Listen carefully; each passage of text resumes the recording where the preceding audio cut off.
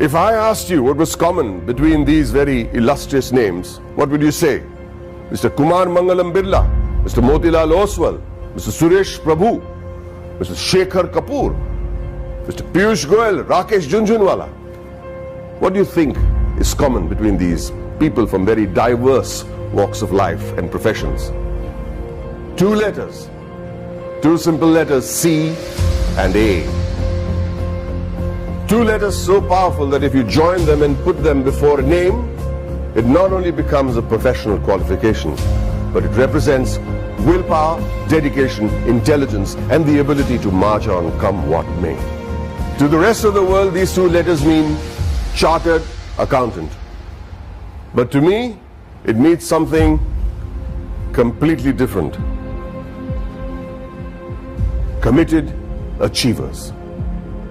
Let me tell you a story about a committed achiever. A young girl was wrongly prescribed penicillin for a common cold. What happened was that she became visually impaired. A 9-year-old became blind. She decided to become a chartered accountant. Her name was Rajni Gopal. So what if she was visually impaired? The world may think of it as a handicap, but she did not.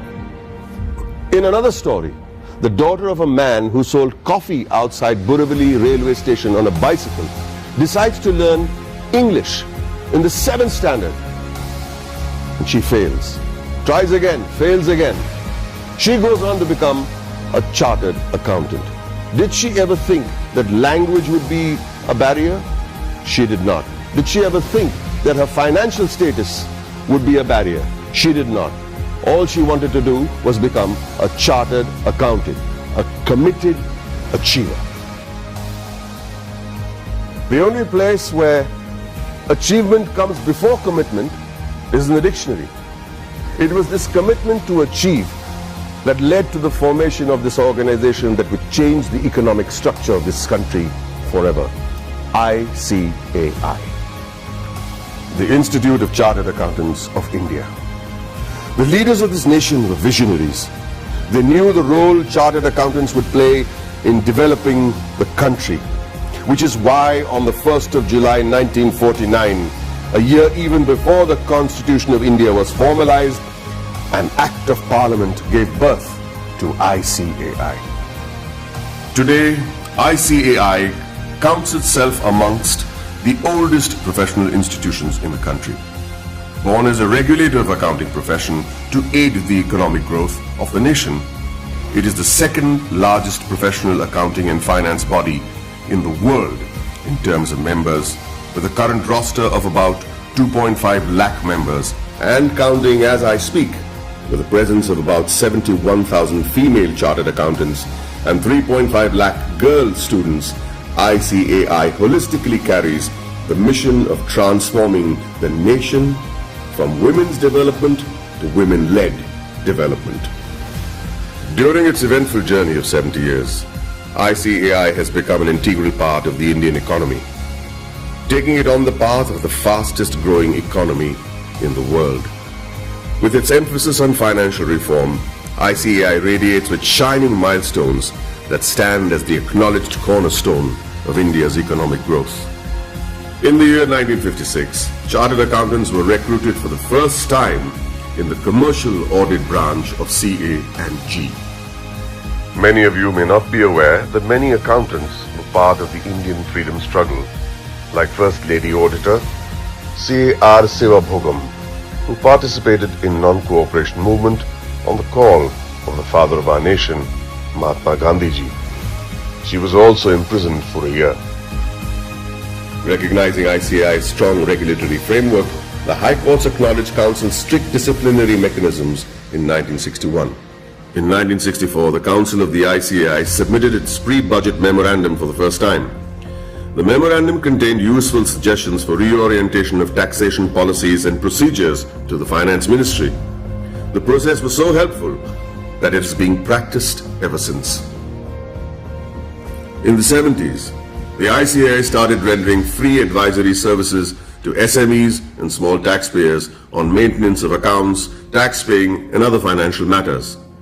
Not only did it enhance the financial literacy of businessmen and citizens, more importantly, it started the industrial growth in the country. It also collaborated with the government to enlarge the scheme of scholarships.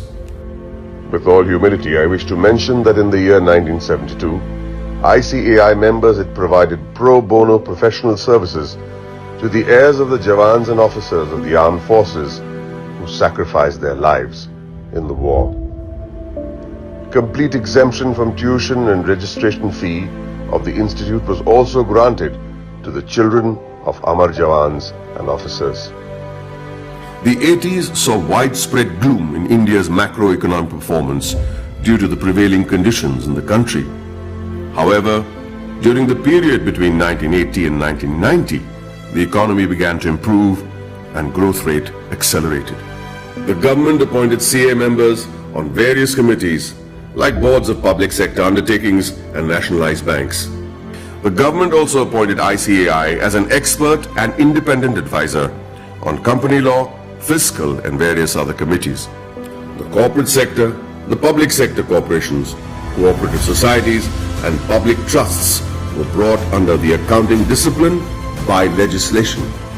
In the 90s, sales tax audit was introduced in many states, which was a direct result of ICAI's efforts to showcase the role played by the CA community.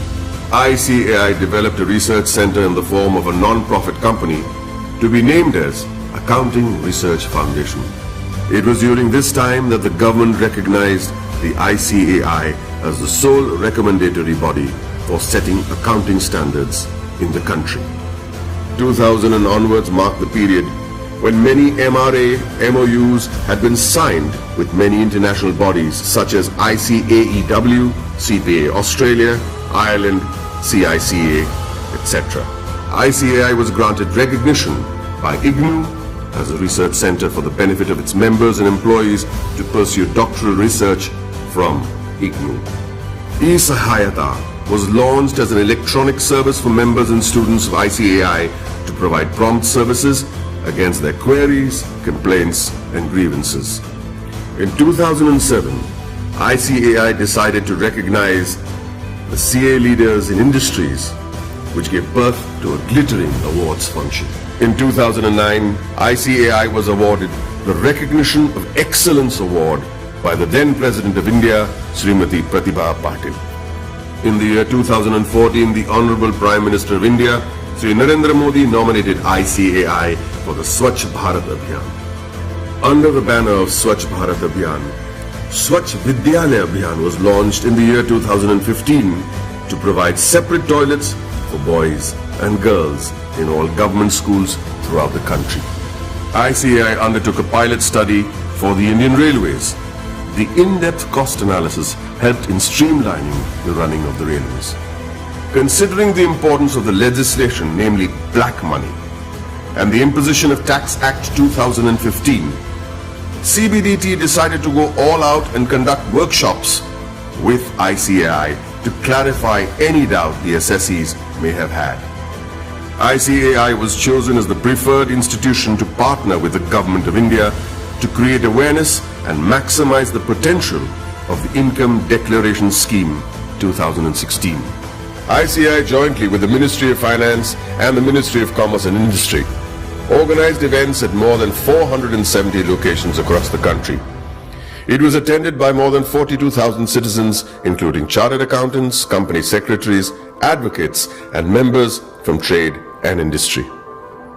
ICAI's contribution to the scheme was acknowledged by Shri Arun Jaitley, Honorable Minister of Finance and Corporate Affairs. For the benefit of its members, ICAI established the Indian Institute of Insolvency Professionals of ICAI. ICAI extended its technical and infrastructural support towards the accounting reforms of various government offices. This meant moving from cash to accrual system of accounting after assessing the tremendous positive impact on national financial reporting. It was also an important year for the Indian economy, with GST being touted as the game changer, leading to one nation, one tax. ICAI, as always, was there to partner the government towards effective and smooth implementation of GST throughout the nation. As a result, ICAI and CA members became a proud knowledge partner for GST success. For a clearer understanding of GST, ICAI carried out more than 3,000 programs benefiting more than 2.5 lakh participants. ICAI also established GST Sahayata desks all across the country to facilitate small businessmen, traders, shopkeepers, and the public at large.